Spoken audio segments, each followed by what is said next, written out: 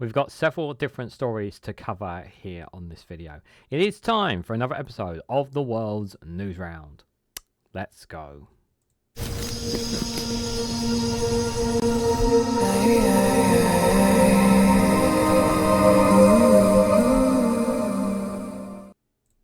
Good morning, good afternoon, good evening, wherever you are in the world. This is Reganelite here with another premiere video of the world's news round, where I cover various different stories all in one video for you guys. I'm going to share with you guys some of the stories that we're going to be covering today, plus maybe a little bit extra as well. The date and time of this recording is the Friday the 13th of December, of all days, at around 13:31 p.m. UK time. So here are some of the stories we're going to be covering today. The first one we're going to look at is that the US unveils $500 million military aid for Ukraine as Russia closes in on a key city. Then we will look at a tour of al-Assad's home with the Syrians who stormed them. This is a piece from Middle Eastern. I'll be interesting there. An unfortunate tragic story from CNN World of a child being killed after a shooting attack an Israeli civilian bus in the West Bank.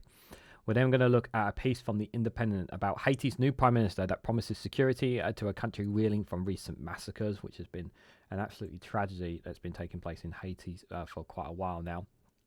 We're also going to be looking in Myanmar, where a bloody siege has ended Myanmar's army's control of the western border. The story was a few days ago, but we're one I wanted to cover for a while. We're also going to be looking at dozens of civilians killed in the last 2 days of intense fighting in Sudan. Obviously a conflict that is still happening.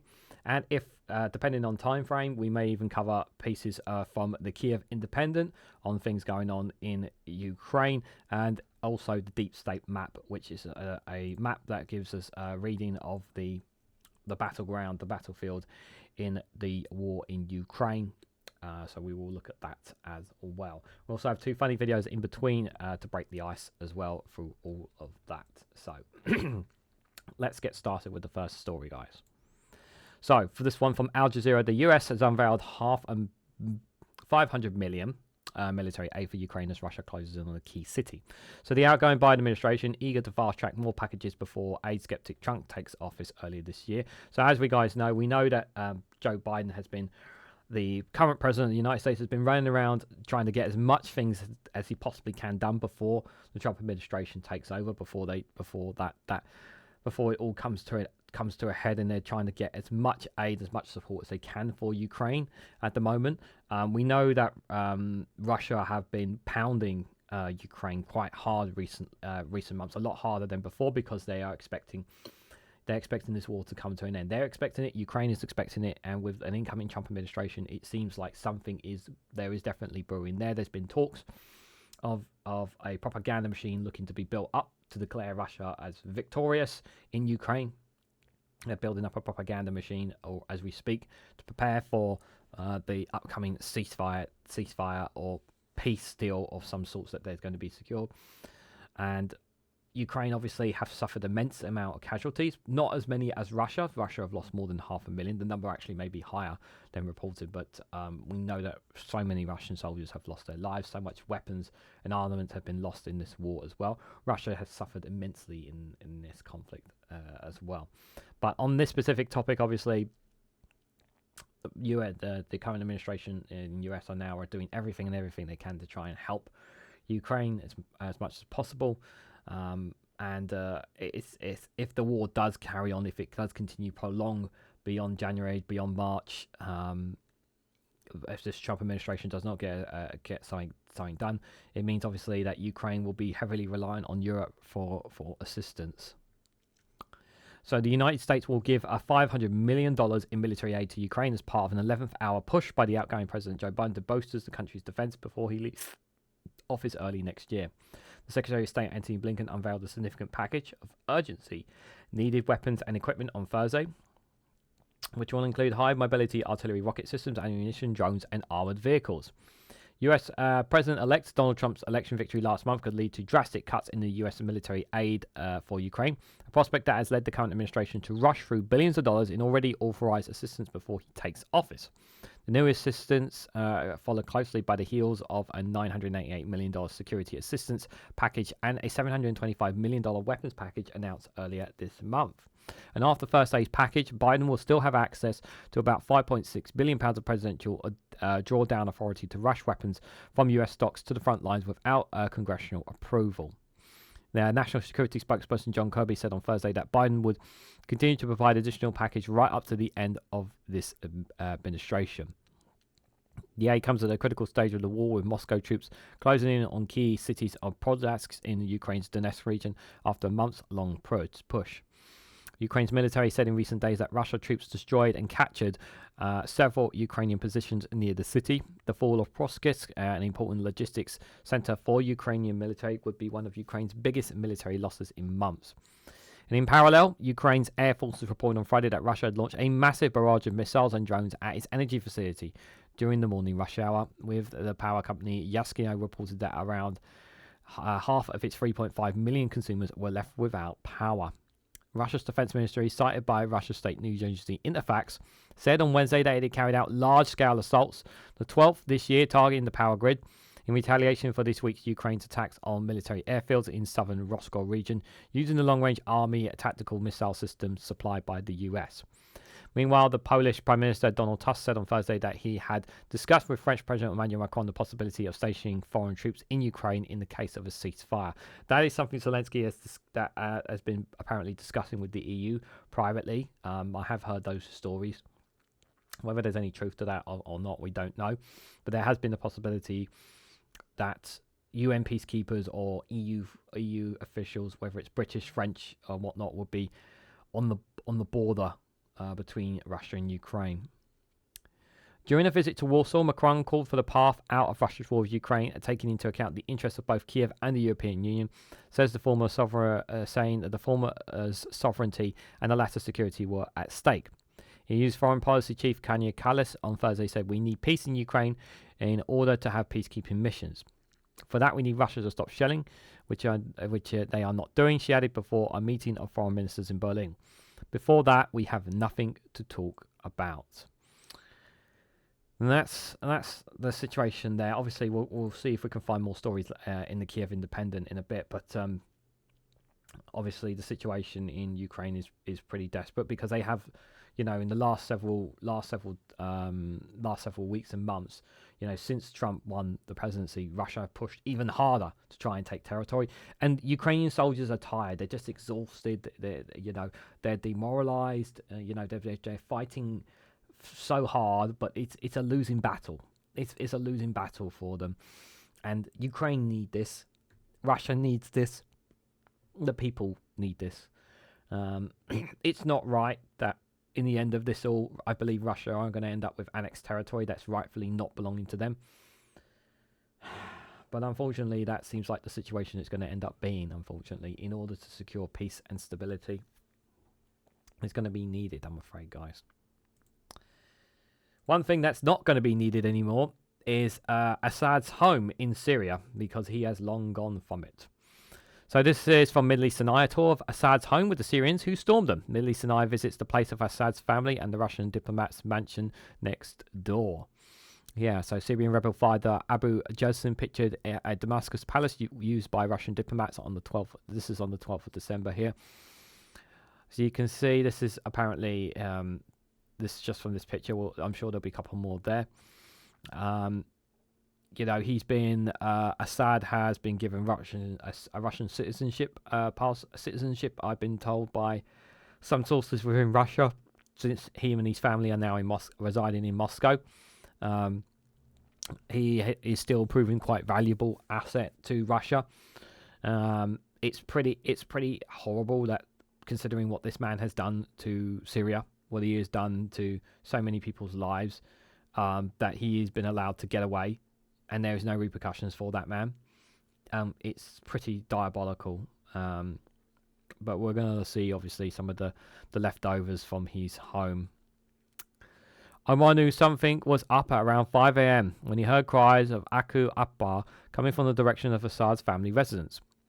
He was at home following the collapse of Bashir al-Assad's government online. But he hadn't expected the rebels to reach central Damascus so quickly. "I immediately rushed towards Assad's home. I could see for myself that he was gone," Omar told Middle Eastern Eye.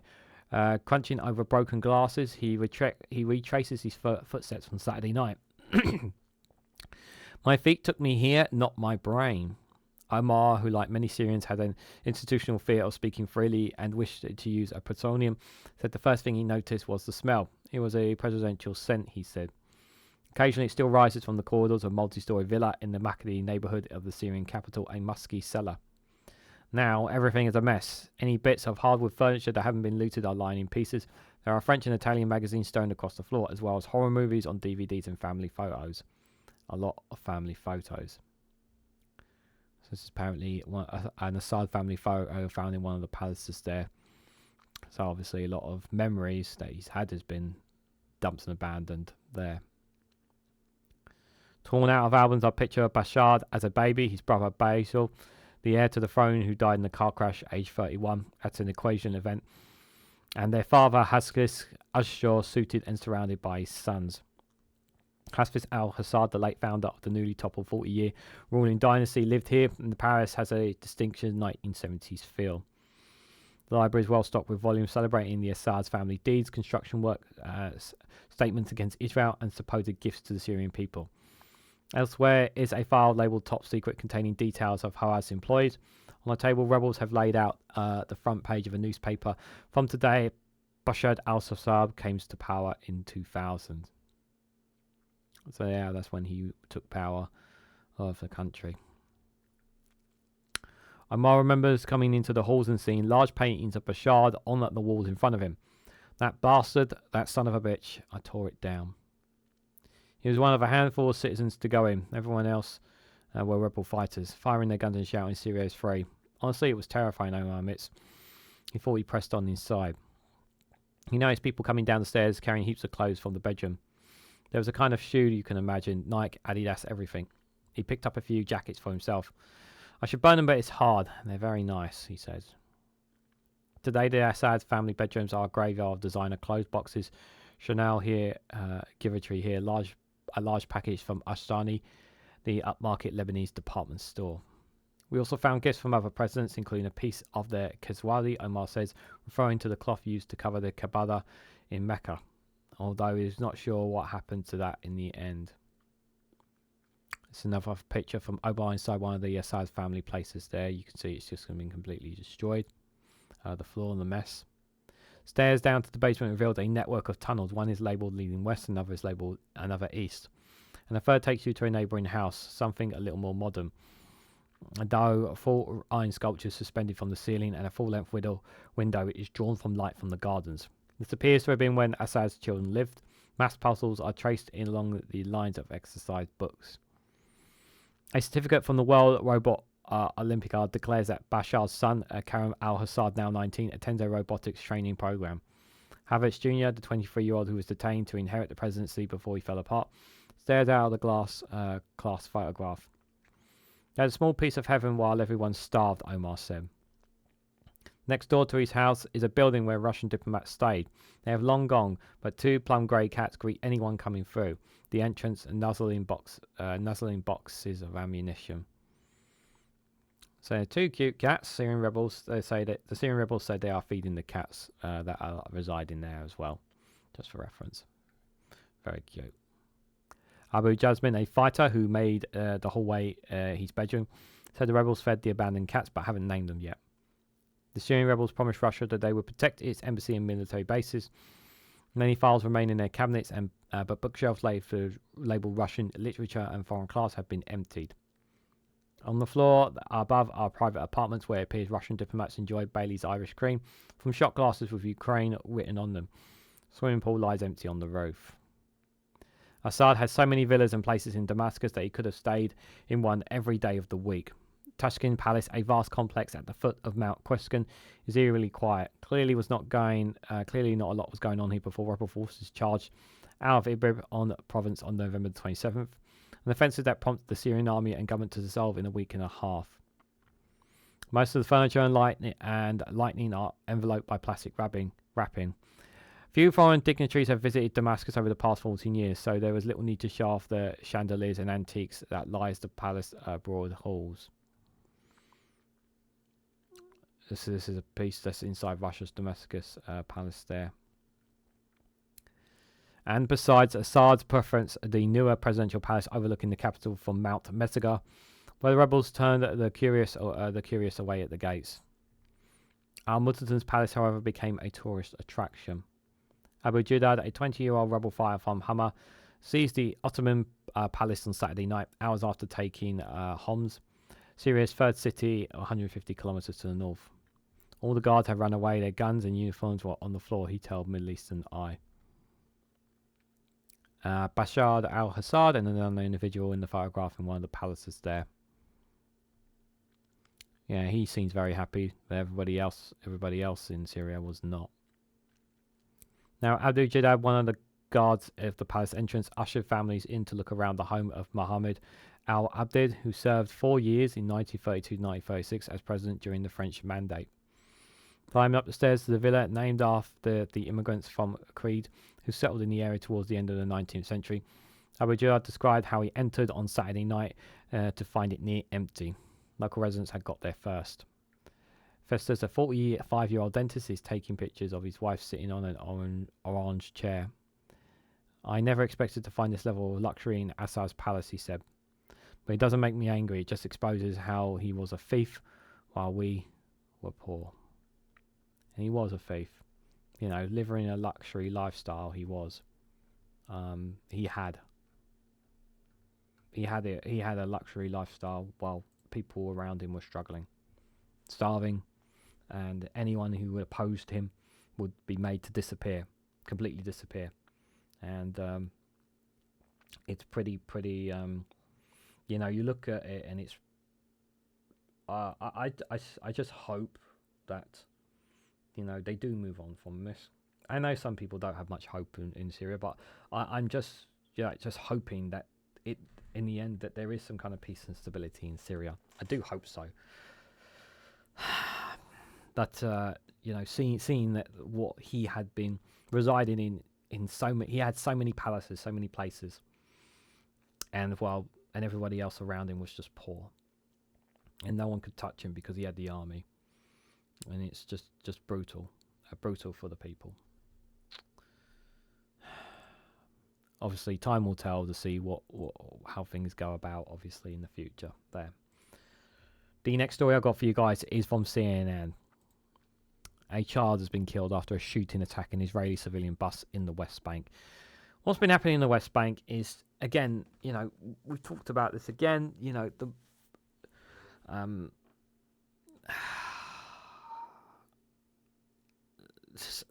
Palestinian people are just so appallingly treated so badly. They're treated so badly by those in the West Bank. It's pretty deplorable.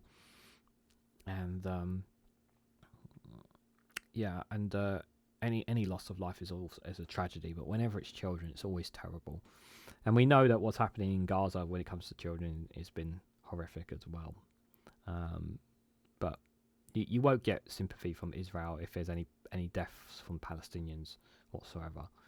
Or if they do, they will put on a fake imagery of it, that's for sure. So let's read this terrible story. So a 10-year-old boy has been killed in a shooting attack in the Israeli-occupied West Bank, according to Assad's medical center, after an assailant opened fire at an Israeli civilian bus. 3 others were injured when the bus was shot, according to authorities. A manhunt is underway for the attacker, according to the Israeli Defense Force, who said the shooting happened in the West Bank on Wednesday night. Following the initial report, terrorists had opened fire at an Israeli civilian bus in the area of El-Qatar Junction, an ISS statement read. Israeli Defense Forces are pursuing the terrorists, setting up roadblocks and encircling the areas of Berlin, the statement added. So this is one of the newest stories of the time of this recording, so I don't have too much more to add it, but obviously I'm very cautious whenever taking any kind of news from Israel, because it can always be turned out to be the case that it's not entirely accurate, the stories. So I always take any news from Israel with massive pinches of salt. But let me put it this way: if an attacker was an associate of Palestine or of a terrorist group, then I hope he gets swift and robust justice put to him for attacking an innocent civilian bus. But we are obviously, the full context of the story is only just come out at the time of this recording. Let's hope that justice is found for that. What I will say, obviously, is the situation in West Bank is pretty dire for people in Palestine. Latest of another more villages are being slowly ebbed away and being taken by Israeli settlers piece by piece, part by part, and there is a feeling that it may get pushed even further when Trump comes into power, that perhaps Israel can be able to push some kind of deal with the US to try and seize all the West Bank. It's pretty bleak for the people there. But my heart goes out to those on that bus, because at the end of the day, if it was a civilian bus as it is, there's no place in society for that kind of violence. And anyway, guys, the next story I've got for you guys is one from The Independent. I haven't had a chance to talk about this recently, but Haiti has a new prime minister. And its new prime minister promises security to a country reeling from recent massacres. So Haiti's prime minister has held his first press conference since being appointed more than a month ago to oversee the troubled Caribbean country reeling from the recent massacres as Haitians demand government protection. So at the moment, we've had a new prime minister come in. The old one's been kicked out, been appointed by the council. This is not a prime minister that has been elected in any way, shape or form. The people have had no say in this at all, hence why many people are feeling angry. The gangs control a huge chunk of Port-au-Prince, the capital of Haiti. The country is in chaos. There doesn't appear to be any real control or any real leadership at the moment. Whenever a new political establishment takes up, whether it's a council or a prime minister or whatnot, they don't last very long, and they end up leaving because they're all the same. They're bloody corrupt, or they're just looking to milk the country of whatever money it's got and then bugger off, which is what seems to be tended to happen time and time again. Is there going to be anything from this? I'm not holding my breath on this. I'm just sick and tired of the merry-go-round that's taking place in Haiti. I want some peace and stability in the country, but the people are not getting that, and especially with the gangs that have quite a lot of control of different parts of the country, especially in the capital, as I mentioned. So Haiti's Prime Minister has held its first press conference Thursday since being appointed more than a month ago to oversee the troubled Caribbean country reeling from the recent massacres as Haitians demand government protection. Alex Adida found Amin, I'm going to mispronounce that name in the future, so I do apologise, said he and the entire government bow deeply to those killed in Wolf Jerrin in Haiti's capital and Pia Reverita in the central Arboretum region, calling them innocent victims preyed upon by gangs. Local human rights group has said more than 100 people, the majority between 60 and 80 years old, including voodoo religious leaders, were killed on Friday and Saturday in the community of Asai Soli by a gang leader seeking to avenge his son's death. The UN's High Commissioner of Human Rights puts the death tally at 184 victims. I covered it in a short story, that one. Another massacre that was reported on Tuesday night in Patel Riviere with some 20 people that killed, including women and children. This is not acceptable, Fils-Aimé has said. No one on earth should be living this way. As soon as someone wakes up in the morning, they're scared and they step out not knowing if they'll make it back home. Fils-Aimé, a businessman who was appointed to the position on November the 10th after the previous Prime Minister was fired, said the government was fighting to guarantee everyone's security. He did not provide details but said officials are working on strategies to move the country forward. If you don't hear it from me, it's because I'm working every day on the security situation, he said. Local media have criticised Fils-Aimé for his lack of presence and availability since being appointed Prime Minister by a transitional presidential council. Yeah, this is the problem. There's been lack of communication. There's been severe lack of communication. And here he is saying, if you don't hear it from me, it's because I'm working every day. Well, what are you doing? What are you and your transitional presidential council doing exactly? You're not even talking to its people. Like, you've been in power for a month. And only now you've done your speech. He said that the Justice Minister and police need to work together so victims of gang violence can get justice, reparations and security, as he called upon the population to remain extremely vigilant and cooperate with police. They need help, he said of Haiti's national police, which remain understaffed and underfunded as they work with Kenya police leading a UN-backed mission aimed at quelling gang violence. One group of people cannot provide security. We all have to put our heads together and regain the Haiti that we want. Fils-Aimé called the Haitian police heroes as the country's finance minister noted that the amount of allocated for their expenses has been doubled. He did not provide further details. Prime Minister also announced that the government would soon launch projects to help citizens reopen businesses that gang violence forced closed. More than 5,000 people have been reportedly killed so far this year in Haiti, the majority of them victims by gangs that control 85% of the capital, Port-au-Prince. Fils-Aimé spoke for about 10 minutes and he did not take questions from the press. I mean, what the fuck? Like, he's not even talking to the press. People want answers. You've been made Prime Minister and you're not even answering, taking questions from the media who have genuine questions on behalf of the people. What is the point? He's the former president of Haiti's Chamber of Commerce and Industry and in 2015 ran an unsuccessful campaign for Senate. The businessman studied at Boston University and was previously considered for Prime Minister after Ariel Henry resigned in late April following coordinated gang attacks on critical government infrastructure earlier this year. Gang violence surged last month with gunmen attacking once peaceful neighborhoods and opened fire on US commercial flights at Haiti's main international airport, striking one attendant and sustaining minor injuries.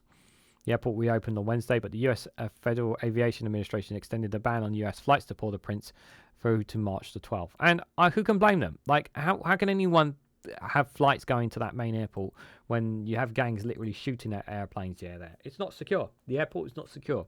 And the majority of the capital is under gang control. Very disappointing thoughts there where he's not even provide details, barely talk, not even taking questions. Very, very frustrating. Very, very frustrating for the people of Haiti, where once again you're asking the question, where is its leaders? Where is its people? Where are the leaders who are supposed to be helping them? You know, where is this new Prime Minister who's promising, calling them heroes and saying the police are doing wonderful work, they are heroes. Okay, great. What the hell are you doing? What are you in this transitional council doing? Like, details, not getting anything. Like, it's just absolute piss take, from them to their own people who have been suffering, immense suffering. Many of them died, many of them been butchered. I mean, it's just absolutely horrific.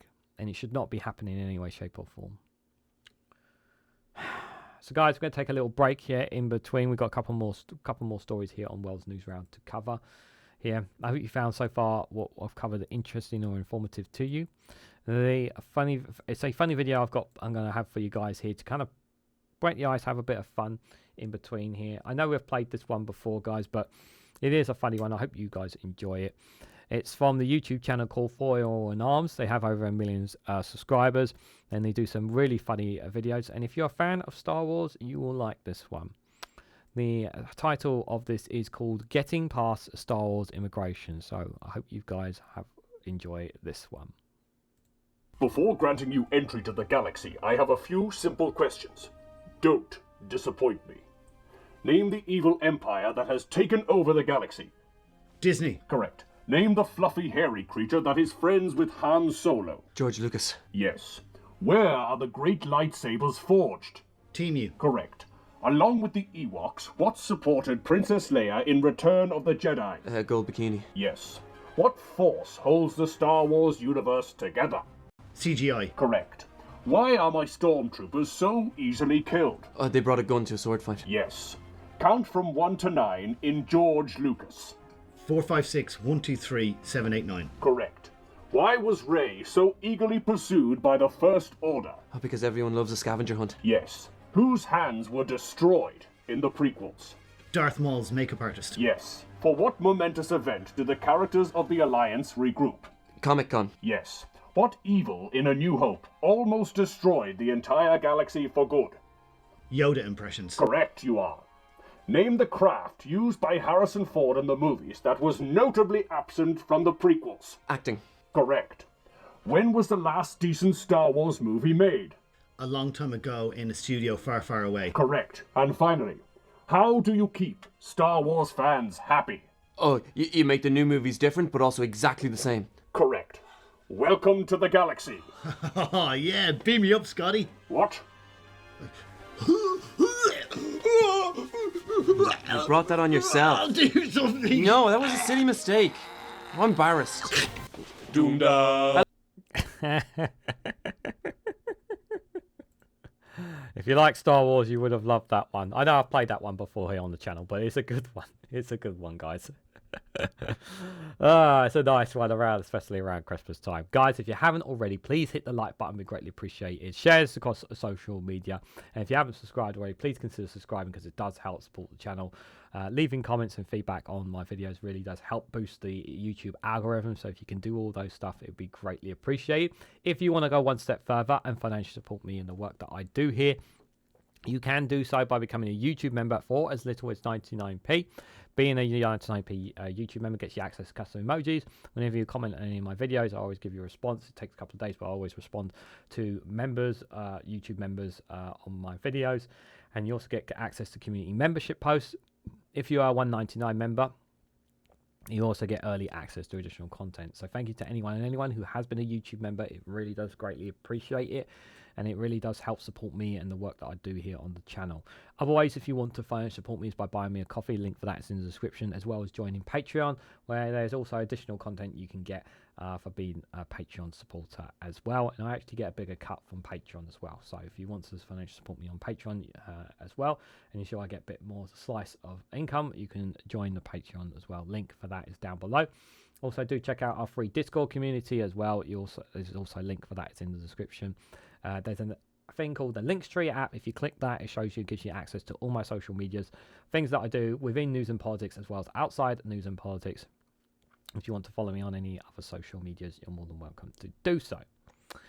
Guys, moving on from that, we're going next to a one from the BBC here, all the way over to Myanmar.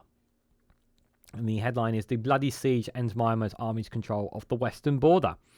So in the end, when it came for the BGP-5 barracks, it was loud and brutal. First, a crackling speaker out for surrender. Then a thunderous barrage of artillery, rockets and rifle that tore chunks out of the building in which hundreds of soldiers were hiding. So this has been a... Myanmar, of course, as for those, just for some added context, for those who don't know, Myanmar has been in a bloody civil war for a while, formerly known as Burma. And the Judah military overthrew what was a democratic elected government, and they've been trying to rule with an iron fist for several years, and uprose its people against the ruling military. And for years, that the what we call the rebellion, I was just call them rebellion, have been trying to topple the Judah military since then. And they have been very successful so far in seizing territory. It feels like there's only a matter of time before the military falls. Obviously, the rest of the world is watching very closely to what's happening here in Myanmar. I don't know how much longer the military will have, the ruling Judah will have in Myanmar, because again, once again, it appears that they've not been very successful. It appears that, you know, time is running out for them. The sooner that this military is overthrown, the better. And I'm all in support of them. And I just hope that if the military does fall, that the country does unite. It has been quite a fractious nation, Myanmar. And I do hope that when it does fall, that they can be united as one. So the BGP-5, excuse me, my stomach playing up a little bit there, sorry. The letter stands for Border Guard Police. Was the Myanmar military Judah's last stand in northern Rakhine state, which lies along the border with Bangladesh. Videos by the insurgent Akin Army AA, which was besieging the base, shows their ragtag fighters, many barefoot, firing an assortment of weapons into the base, while Air Force jets roar over their heads. It was a ferocious battle, perhaps the bloodiest of the civil war which has consumed Myanmar since the military seized power in a coup in 2021. They are dug deep ditches filled with spikes around the base, an AA source had told the BBC.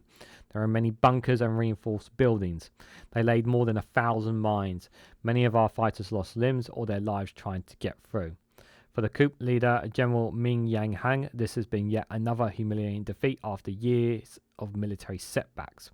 For the first time, his regime has lost control of an entire border. The 270-kilometer dividing Myanmar from Bangladesh was now wholly under the AA control. And with only the Rakhine state capital, Syria, still firmly in military hands, though cut off from the rest of the country, the AA is likely to be the first insurrectionist group to take complete control of a state. The army has been in headlong retreat from the Akin army since the beginning of the year, after losing town after town. The last army withdrew in September to the BGPS, a compound covering around 20 acres just outside the border town of Mushtang, where the AA lay siege. The BGP-5 was built on the site of Muslim Rohingya village, Myo Phong Gye, for mispronounced names I do apologise, which was burned down during the violent expulsion of much of the Rwandan population by the armed forces in 2017. It was the first of many burned villages I saw on the visit to Mugdu right after the military operation in September of that year.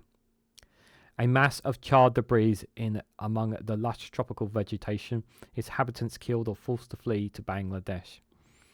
When I returned 2 years later, the new police complex had already been built, with all the trees removed, giving the defenders a clear view of any attacking force. The AA source told us that their advances towards it was painfully slow, requiring the insurgents to dig up their own ditches for cover. It does not publish its own casualties, but judging from the intensity fighting in Moldova, which began in June, it's likely to have lost hundreds of its own troops. So, just for reference, here's from the Google Maps that BBC have used here. You see on the top left there where they are geography-wise, Myanmar, Bangladesh. Then crosses in there on the bottom left. You can see the board where the border is there, and then on the right here you can see Malju and Maltingvu, and then it got the site of where the last battle took place. Throughout the siege, the Myanmar Air Force kept up a consistent bombardment of Mudstraw, driving the last civilians out of the town. Its plane dropped supplies to the besieged soldiers at night, but it was never enough. They had plenty of rice stored in the bunkers, a local source told us, but they could not get any treatment for their injuries, and the soldiers became demoralised. They started to surrender last weekend. A video showed them coming out in a pitiful state, waving white clothes. Some are hobbling on makeshift crutches or hopping their injuries leg wrapped in rags. Few are wearing shoes. Inside the direct buildings, the victorious insurrectionists filmed piles of bodies. The AA said more than 450 soldiers died in the siege. It has published images of the captured commander, Brigadier General Viet Ton, and his officers kneeling beneath the flagpole, now flying the insurrectionist banner.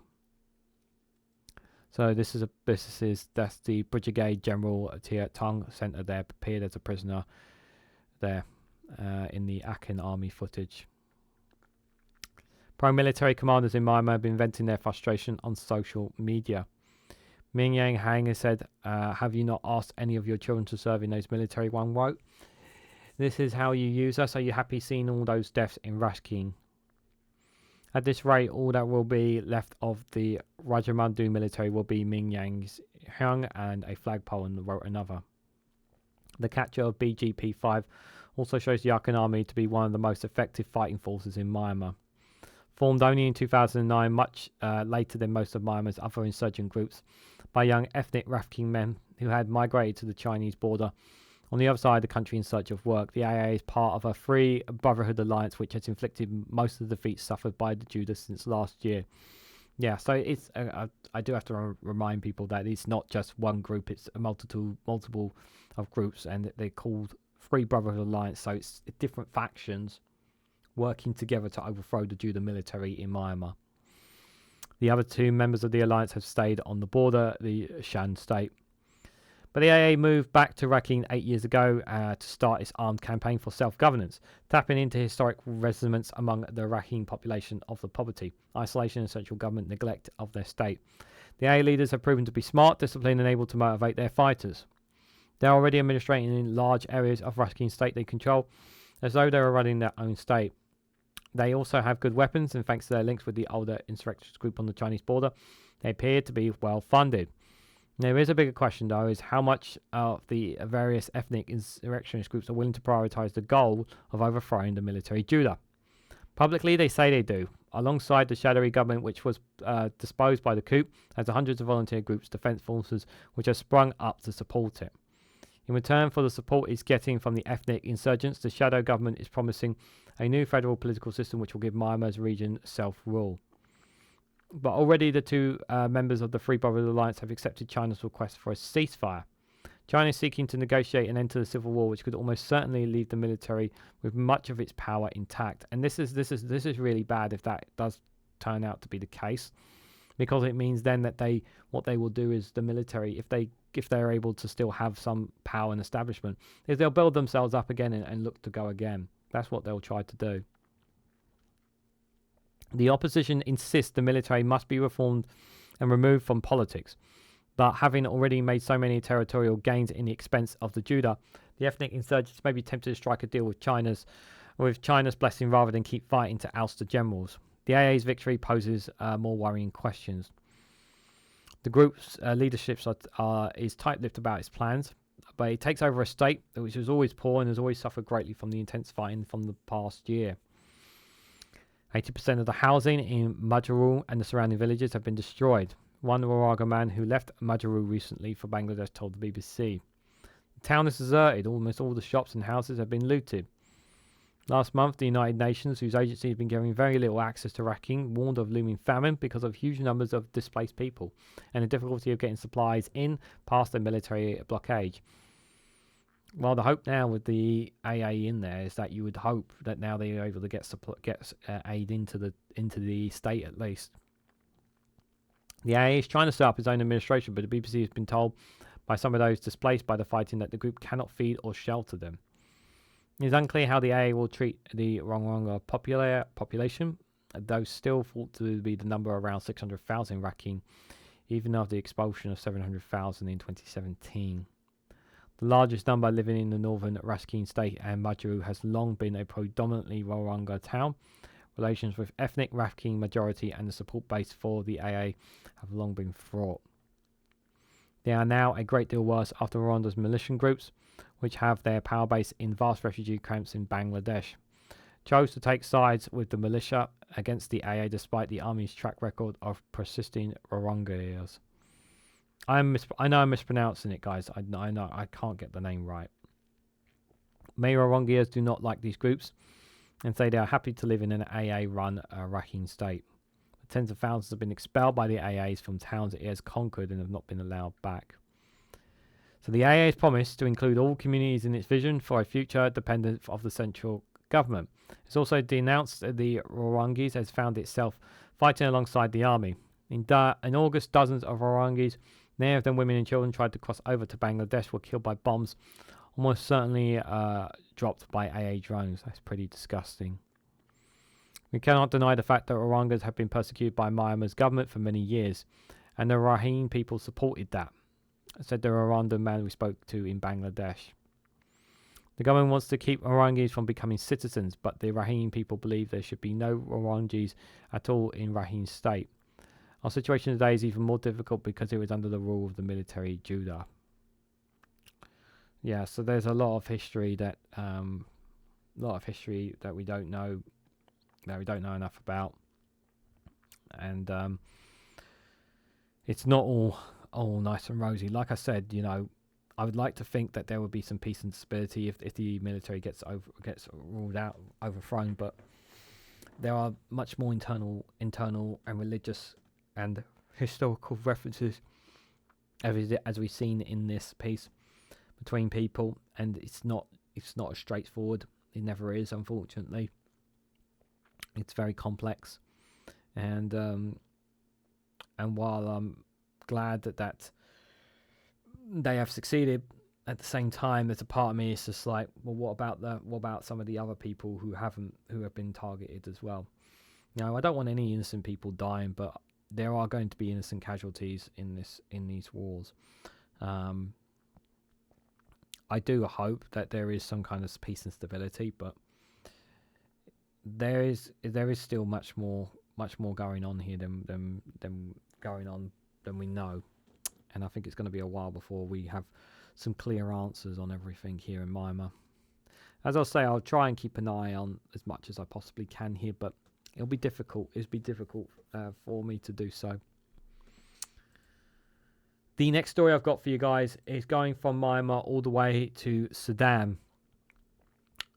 This one going back to Al Jazeera, you guys. So dozens of civilians were killed in 2 days of intense fighting in Sudan.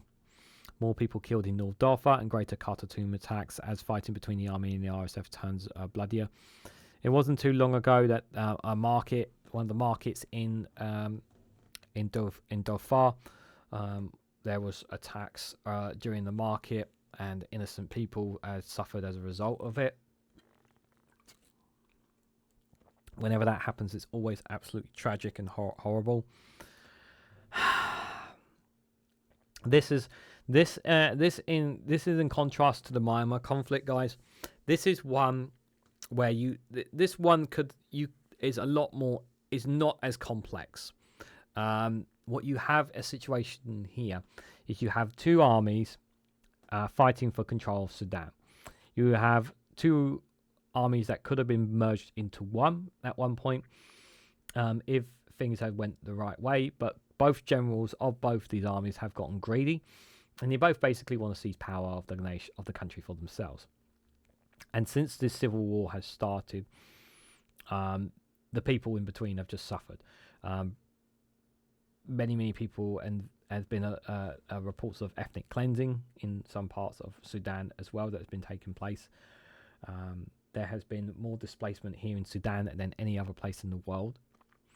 And you don't hear enough about it because guess what? People don't have as much interest in what's going on in Africa than they do in the rest of the world. You know, that's why you hear more about what's happening in the Middle East than you do here in Africa, simply because of geography, position, and history. Well, what's happening here does not get talked enough about. And not enough's been done about this. And I've scrutinised and criticised time and time again these two barbaric generals who have destroyed this country, destroyed the lives of people because they have gone through so much and they just want some goddamn stability and peace, and they can't have it because of the greed of generals. And I do call it greed. And this is still carrying on, and it's absolutely bloody terrible. So dozens of people have been killed over the 2 days in Sudan as fighting between the army and the paramilitary rapid support forces RSF intensifies, according to officials, activists and right groups. The 20-month conflict, which has killed tens of thousands, has become increasingly bloody, with the army stepping up air attacks in areas under the RSF control and the paramilitary forces staging raids and carrying out intensive artillery strikes. On Monday, an air attack on a busy market in the town of Karabiska, a town about 110 miles west of Moldova's capital El Fashir, currently surrounded by the RSF, killed more than 100 people, wounded hundreds, including women and children, according to a rights group Emergency Lawyers. The army denied responsibility for the attack, insisting they had the right to target any location used by RSF for military purpose. According to the Reuters news agency, there was no immediate comment from the RSF. And on Tuesday, the RSF aimed a new artillery fire at army-controlled sector of Omdurman, a city across near the Nile from Khartoum, and that forms part of Sudan's wider capital. And according to residents, the state-aligned Khartoum governor, Ahmed Omran Hamar, reported that at least 65 people had been killed and hundreds wounded. According to Hasma, who called the attack a massacre, attributing it to the terrorist militia, a shell hit a passenger bus and killed everyone on board that turned 22 people into body parts. A medical source in Al-Dosman's Al-Narida Hospital is one of the last facilities receiving patients in the area, told the AFP news agency that the hospital had received 15 of those killed in the attack on the bus, with another 7 dying later in the hospital. The hospital would have received 45 injured from different areas of Omdurman, the source added, requesting autonomy for fear of reprisals. And on Tuesday, RSF shelled a famine-stricken Zamzam displacement camp in North Darfur, killing 5 people. According to civil society groups, the Darfur General Coordination of Camps for the Displaced and Refugees. And what was the purpose of targeting the displacement camp? What was the purpose from the RSF for doing this? None reason whatsoever. Emergency lawyers also reported 6 people were killed in North Kordofan state when a drone had crashed on November 26 exploded. Sudan's war broke out on the April 23rd amid a power struggle between the army and the RSF before a planned transition to civilian rule. Both sides have committed abuse that may amount to war crimes, including attacking civilians, a United Nations fact-finding mission said in September. The violence has killed tens of thousands, pushed 11 million people from their homes, and unleashed the world's biggest hunger crisis, according to the UN. And on Tuesday, the UN warned about 10,000 people a day are fleeing across the border to South Sudan, with daily arrivals having tripled in recent weeks. The healthcare system, already fragile before the war, has been severely crippled, with up to 80% of health facilities in areas affected either closed or barely operational, the UN has said.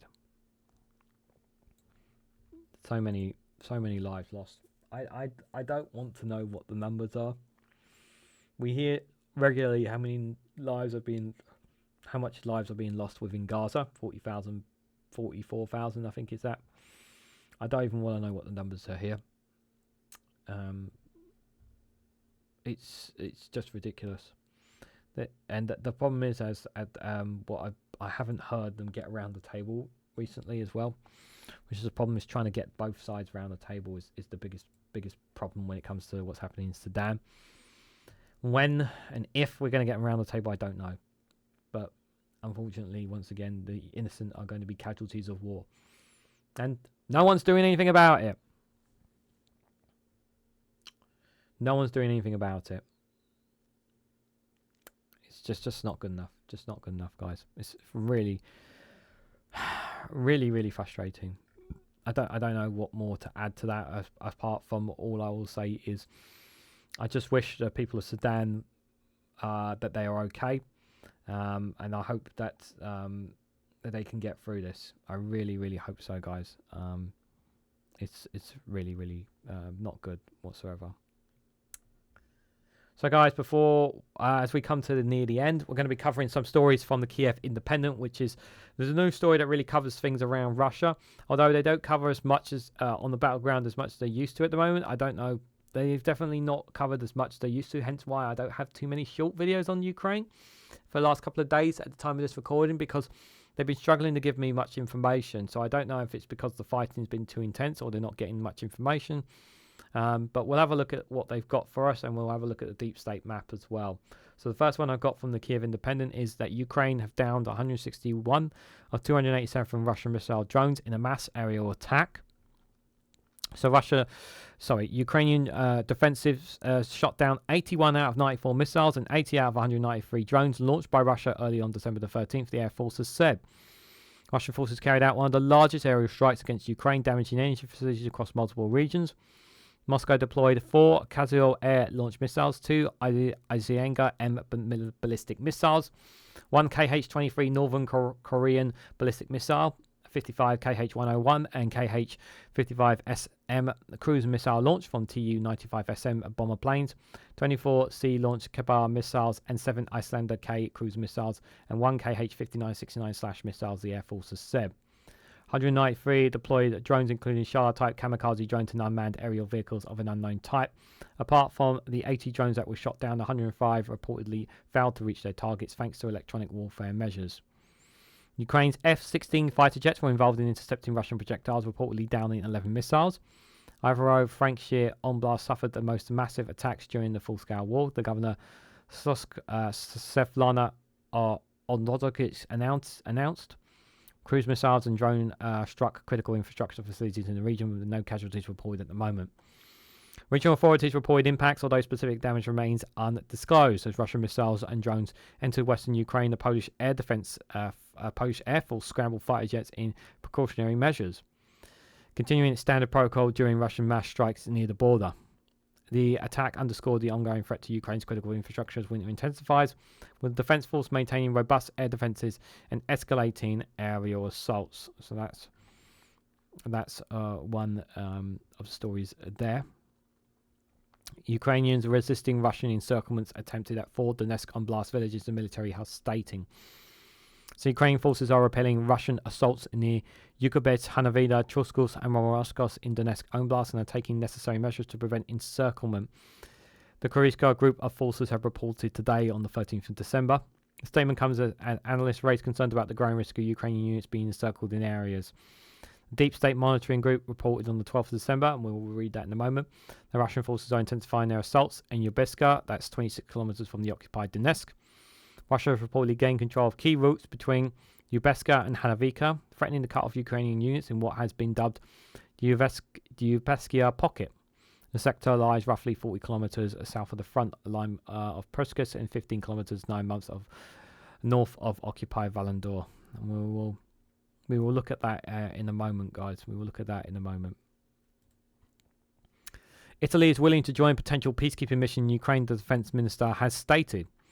So Italy is willing to participate in possible peacekeeping mission in Ukraine, the Italian defense minister, Gorisco Groschi, has said, according to Ansa's news agency. Comments come amid growing speculation of possible ceasefire talks in Ukraine and US President-elect Donald Trump, as he aims to push Kiev and Moscow onto the negotiating table. I hope to talk about peacekeeping as soon as possible in Ukraine, but also in Gaza and Lebanon, Grosco told journalists in Madrid when asked about the possibility of Rome deploying peacekeepers in Ukraine. The French President Emmanuel Macron has floated the idea of sending an international contingent to Ukraine to monitor the future truce. Though the French President has reportedly discussed the idea with the UK and Poland, Italy is the first country to signal openness to proposals publicly.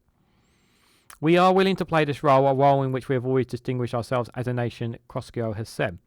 The position within Italy does not appear to be uniform. Italy's Foreign Minister and Deputy Prime Minister Antonio called such discussions premature as Russia's war is ongoing. UK and Poland have publicly said they are not currently considering deploying their soldiers in Ukraine. Germany's Foreign Minister Antilia Barbuk said that such a possibility should not be ruled out, though Chancellor Olaf Scholz did not echo this position. European nations are nonetheless expected to take up a greater role in helping Ukraine defend itself and deter any future Russian aggressions, as Trump is likely to decrease Washington's involvement.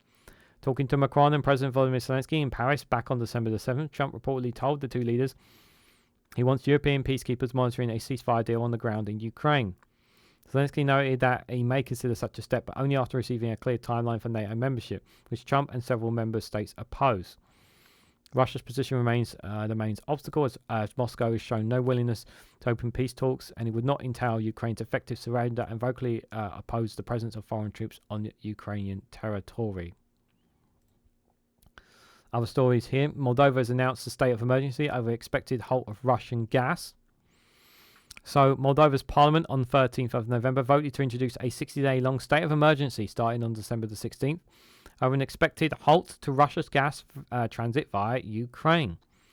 The country's Russia-occupied region of Transnistria is dependent on Russia's Gazprom supplies it receives through Ukraine. The gas flow is expected to cease after 31st December, as Kiev says it does not aim to extend the transit deal past 2024. Moldovan's Prime Minister Dorian Riskin's government proposed a state of emergency to respond to more quickly and curb energy exports to avert shortages and humanitarian crisis in Transnistria. Riskin said the problem is artificial, as Russian gas could instead flow through the Turk Stream pipeline to Turkey, and then through Bulgaria and Romania to Moldova. The state-run Gazprom has thus far rejected this option, citing an alleged debt Christu owes to Russia for past gas purchases. Since 2022, roughly 2 billion cubic meters of Gazprom gas flowing to Moldova per year has been used by the Transnistria region, while the rest of the country has switched to European supplies. Gas shortages in Transnistria threaten the whole of Moldova, as the Kolgolin power plant located in the Russian-occupied region supplies electricity to consumers in the rest of the country. The news.ro news outlet reported. Transnistria, a narrow territory at Moldova's eastern border of Ukraine, has been occupied by Russia since the early 1990s. Local authorities declare a state of emergency over the expected gas transit halt this week. The state of emergency, supported by 56 of the 101 Moldovan lawmakers, will give Christu a chance to make this, the last winter when the country can be subject to energy blackmail, Riskin had said. And before 2022, Moldova bought all of its gas from Russia, making it vulnerable to Russian extortion. Under recent re-elected President Melis Sandu, the country took a pro-Western turn, launching EU extension talks in June, and expelled dozens of suspected Russian spies. Riskin has reportedly accused Russia of hybrid campaigns against the country, including election interference, espionage, and a coup plot. Sandu's administration has also fostered close ties with Ukraine amid the full-scale invasion, providing diplomatic and humanitarian support. Let's see if there's any other stories here on the left-hand side.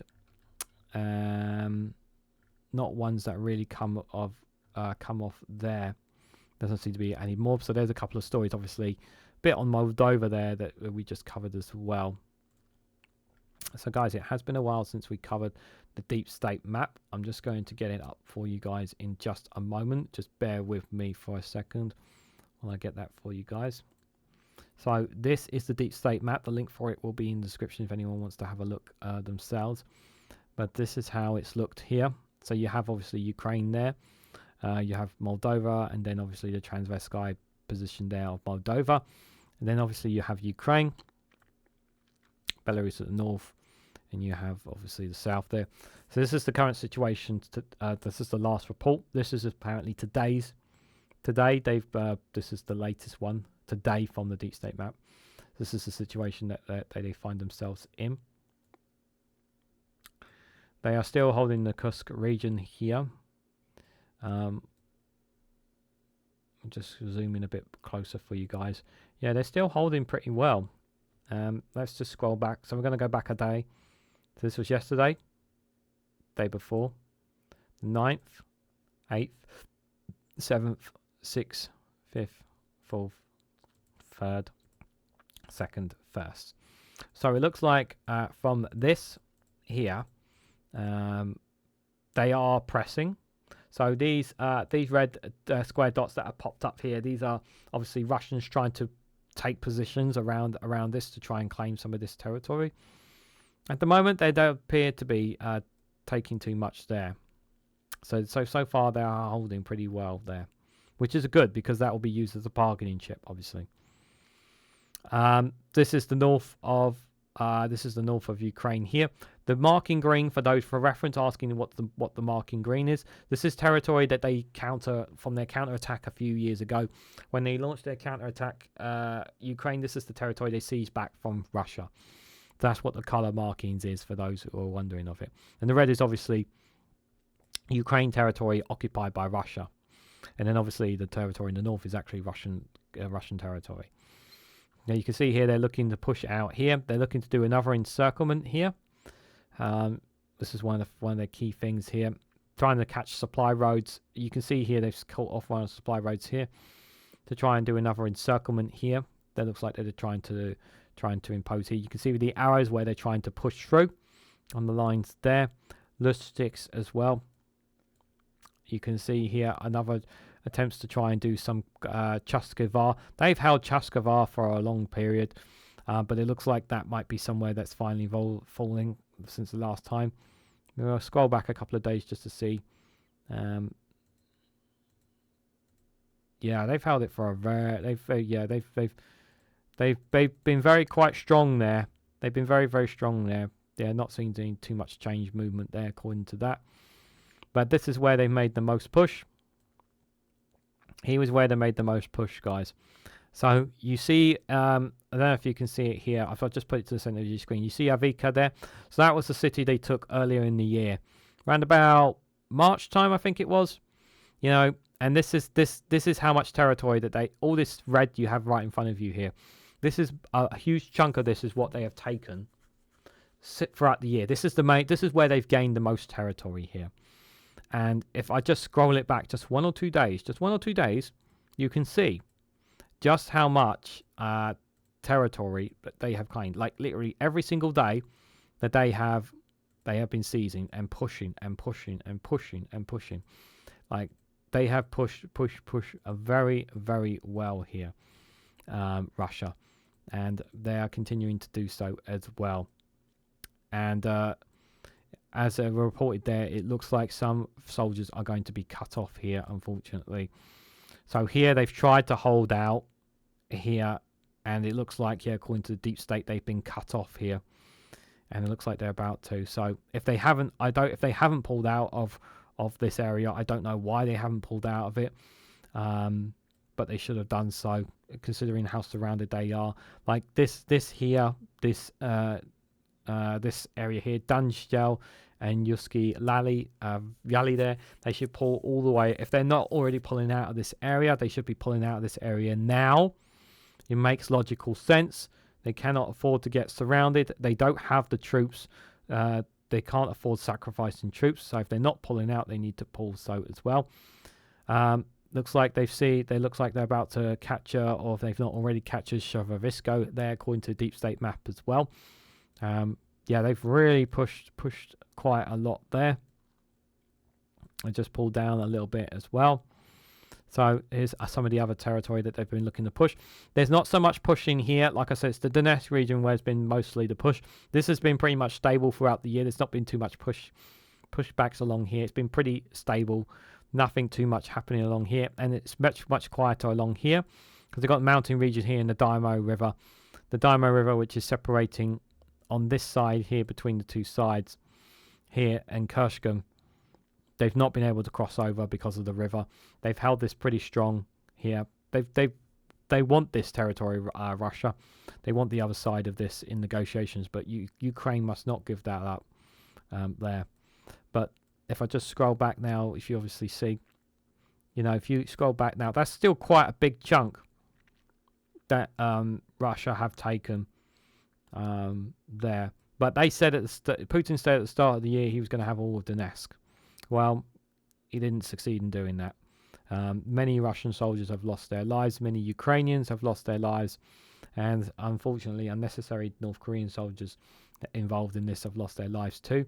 And there have been lots of unfortunate casualties of civilians in this war as well. Many energy infrastructure, they've targeted civilians as well. It has been countlessly reported.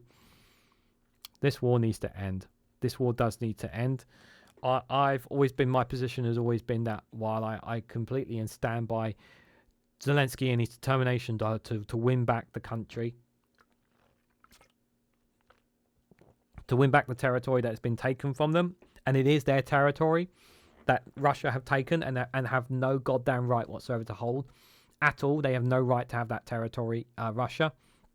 Unfortunately, it will come to a point where, unfortunately, it will remain in Russia's hands. And those people there, they are going to be reprogrammed. Yeah, you heard me what I said, reprogrammed. So they will either become Russian citizens, or they will be basically turned into Russian citizens. But yeah, that is the situation in the war in Ukraine. We don't know. I think it wasn't too long ago, Zelensky said it was like 50,000 soldiers or something, 80,000 soldiers. But the numbers are much lower compared to Russia, because Russia just throws their bodies. They throw bodies at this. They're throwing bodies at this, even though, and they are using drones. But Ukraine have their own production of drones as well, which have helping them which has really helped hold back the tide as well. And I think that's a really important point to add as well, guys. So guys, before we wrap up the world's news round here, I have one more funny video for you guys. We've covered quite a lot here today, but I hope you guys enjoyed this classic funny video I've got for you guys from the Exploding Heads YouTube channel. It is in the UK. It's not really well related, but I thought we could try and get a bit of a laugh on our way out at the end of this video. So I hope you enjoy this funny video. It's called "The Wrong Type of Family Has Appeared in a Christmas Advert." Dear, oh dear. The wrong type of family have featured in a Christmas advert. We can now talk to the CEO of the company in question. Good morning. Good morning. You've put people in your advert who aren't the standard convention. One person would be all right, but the whole family, the main family, at Christmas time. Yes, and we are deeply, deeply apologetic. We were under the impression that Christmas is for everybody, but clearly it very much isn't. Listen, we don't have a problem with other people. One of our best friends is other people, but not at times of tradition. Well, exactly. And the tradition is that adverts for supermarkets, pharmaceutical products, Swedish furniture, in our case butt plugs, should have the correct kind of people in them at this traditional season. What next? The church making Jesus Arabic at the Nativity? Well, exactly, yes. It's a slippery slope, isn't it? Look, a valuable lesson has been learned here. By all means, let's depict other people enjoying things, just not on television or anywhere where people can see it. The wrong... People make a big fuss pot out of the tiniest of little things, don't they? This is satire, basically implying like how people take a big deal out of the tiniest of little things. And it's true. People do take a big deal out of the tiniest of little things here. But that was Exploding Heads. Hope you got a little laugh out of that anyway, because it's just like, you know, people always just joke about this kind of stuff anyway. So guys, what did you make of some of the stories we covered today? Covering the war in Ukraine, some of the latest developments there, the tour of Assad's house, what's been happening in the West Bank, Haiti's new prime minister, the bloody war in Myanmar that's still taking place, the latest news taking place in Sudan as well. Mate, this has been mainly more of a conflict, a snowflake conflict premiere video rather than normally world news. But what did you guys think of some of the stories that we covered here on the video? Let me know your thoughts and more down in the comments section below. Do leave your feedback, it is greatly appreciated. But just before I go, if you haven't already, please hit the like button. It'd be greatly appreciated. Share this across social media so others are notified of this video. If you haven't subscribed already, please consider subscribing, because it really does help support the channel. If you want to go one step further and finally support me and the work that I do here, you can do so by becoming a YouTube member for as little as 99p, or join me on Rumble or Patreon for exclusive content on those platforms. So thank you all so much for watching, and I hope to catch you all very, very soon.